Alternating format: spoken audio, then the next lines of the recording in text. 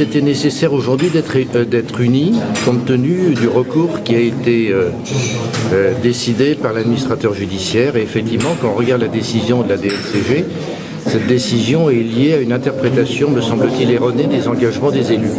Donc aujourd'hui, on pouvait faire effectivement l'union sacrée.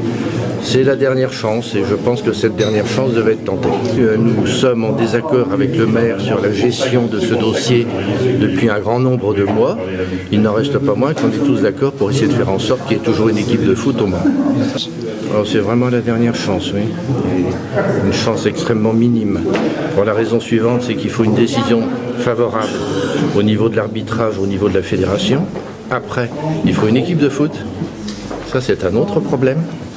Et puis il faut un repreneur qui apporte de l'argent et qui réussisse à faire un bilan équilibré. Ça fait beaucoup de conditions. On rentre dans un processus judiciaire qui est assez cynique. À savoir que vous avez le passif, c'est le passé. C'est la gestion d'Henri Le Gardin. Vous avez à peu près 15 millions de passifs. Aujourd'hui, le repreneur peut créer une nouvelle société, peut gérer l'équipe dans un cadre juridique nouveau sans être concerné par le passif. Je prends un exemple. Claude Hervé dit voilà, j'achète le club 2 millions d'euros. Les 2 millions d'euros, si le tribunal de commerce accepte, la procédure collective recevra 2 millions d'euros. Et on dira aux créanciers, on vous doit 15 millions, on a reçu 2, on se partage les 2. C'est ça, le redressement judiciaire. Donc actuellement, Claude Hervé peut ne plus être concerné par le passif.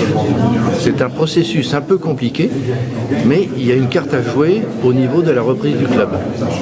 Avant le redressement judiciaire, le repreneur devait payer le passif. Maintenant qu'il y a un redressement judiciaire, le repreneur n'est plus tenu de payer le passif. C'est une nuance énorme.